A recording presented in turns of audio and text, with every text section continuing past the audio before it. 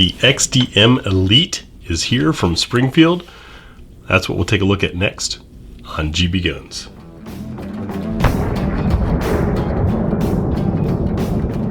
So you may notice things are a little different here in that I'm not going through the box and what all you get in it.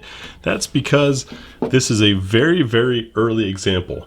I got one well, about 4 months before the release. Very, very early, very low serial number. Quite an honor after shooting it at a writer event. Had an assignment for it. Most of you have probably seen that on Ballistic Magazine's website already. The plus is, for you all here on YouTube, is it means I also have one in to review and put through our normal tests. So, what's the big deal about these? 22 plus 1 round capacity. You've got 22 round magazines. Mine came with 3. You have the interchangeable backstrap. First, let's show clear. You can see I've already shot this some. You'll have to wait for the shooting impressions video. The grip is a little bit longer. You've got a magazine well that could double as a water collection device in survival situations. It is massive. And a few other things. Before diving into that, let's stick to our regular schedule and start off with our look around the gun. Slide to frame, we've got quite a bit of play on the front end of the frame. The good news is that shouldn't matter too much since the rails are so far back. I'm not sure, but that is an observation. We can see we've got a nice long 5 1/4 inch barrel. Well, this is obviously a competition-oriented gun. The XDm Elites come in a variety of configurations. The 5 1/4 here is what I wish I had back when I competed in 3-gun. I used to use my own Carry XDm, which was a 3.8 inch 45. Totally the wrong gun for the game, but that's because I wasn't there to game. I was there for some practical experience, and so I just sucked it up. Those of you who haven't competed or shot target shooting, wondering why you'd want a 5 1/4 inch barrel, well, for one, you've got a very, very long sight radius. Massive, ridiculously long sight radius. There's your fiber optic front sight, adjustable rear sight. And what that does is it makes it a whole lot easier to aim well. You have less arc of the gun, if you will, as your hand is adjusting. So it's easier to aim longer sight radius guns. It's part of what makes big guns easier to shoot than little guns.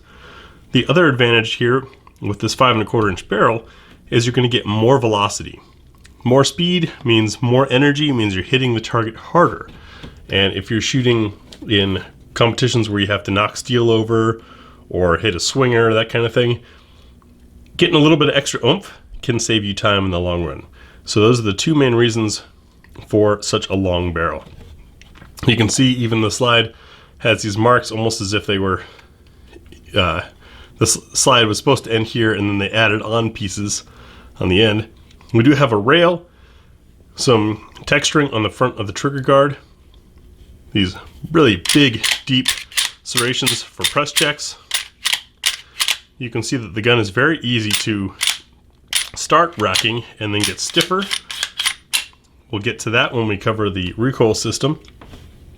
We have a flat trigger, and speaking of triggers, see our striker indicator letting us know the striker is armed. Trigger comes straight back to a wall, a little bit of creep, and then brakes. Very clean brakes.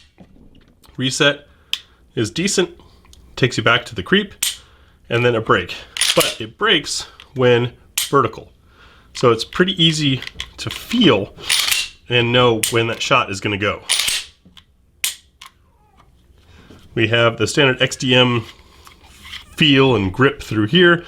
Magazine release is ambidextrous, which is part of why I chose the 3.8 back when I was carrying one, because I like to be able to use my middle finger to eject the magazine instead of shifting my grip to reach the front button.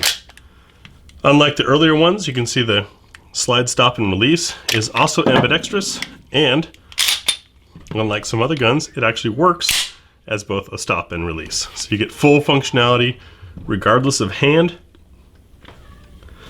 Bit of an undercut here on the trigger guard. You can see our texturing.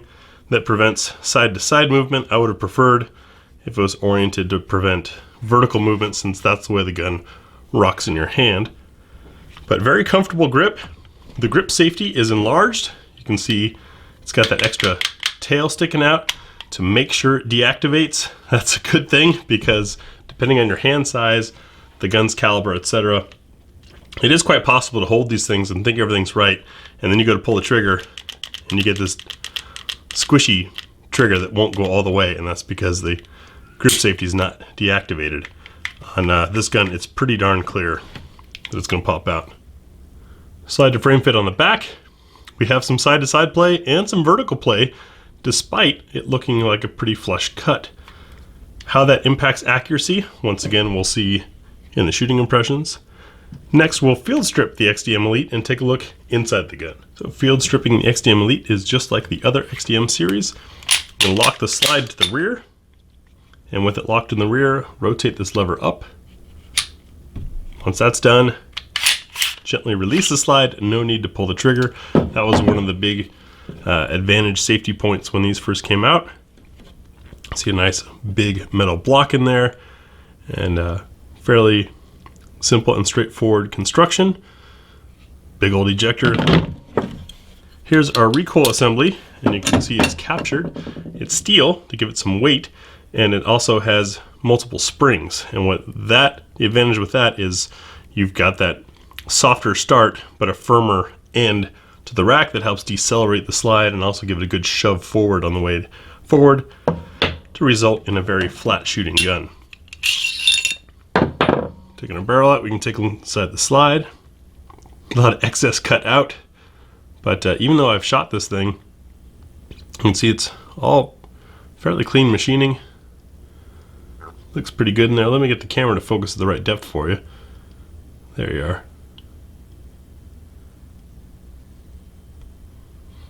And our big old long barrel, which interestingly has this sort of notch right here. I don't know if you can see that edge. That's not a ring that is worn, that's like a notch, and it's a slightly bigger diameter on the end. I wonder if that's serving somewhat as a bushing. Hard to tell. Our feed ramp is polished when it's clean. We'll check for chamber support, as always with our nozzler match. Been using this stuff for years because it is the most consistent ammunition that I have tested to date. Snug fit, you notice that? Wonder how much that is dirt. There we go, that time it fit in nicely. So for chamber support, we're looking to see if the brass has support from the chamber all the way around. As you can see, there's maybe a tiny bit underneath that's not supported, not quite as much as like a Gen 3 Glock, but it is not quite a full support. That's important for folks who like to run reloads or aluminum cases anytime when, or super high pressure loads, anytime when you run a risk of a case rupture. Having that chamber fully support the casing helps make sure that in the event of a case rupture, all the energy goes out the barrel, not down into the well of the gun. It's a reassembly, just like most modern striker fired guns. Drop our barrel in, set our recoil assembly back in on its shelf, and then swap hands here, bring it over the rails, back to locked open, kick that lever down, and you are back in action. So pretty excited to have this thing in. Simply, I mean, the biggest reason is I always dreamed about one of these and saw the pros using them back when I was 3-gunning. Yeah, and that long sight radius, the extra energy out of the long barrel, whereas I had the opposite. I had less energy running a too short barrel. Just super smooth appearing guns, and never got my hands on a 5 1/4. I got out of 3-gunning and stopped doing that stuff. So now the XDm Elite in a 5 1/4. This will be a fun range session. We'll have to see what kind of speed I can get with this, and also what type of accuracy. We'll also, of course, run our what's for dinner through it, because those rounds are going to be developing a higher pressure and more velocity. Well, maybe not higher pressure, but they'll be developing a more velocity going out of a longer barrel, and might be cycling at a slightly different rate than what's in the parameters for this gun to feed it. We will see when we get out there and run those. XDm Elite, let me know what your thoughts are on this guy if you ever shot in competition, and especially if you ever used one of the 5 1/4 or 5-inch guns. And we'll see you on the range. Thanks for watching.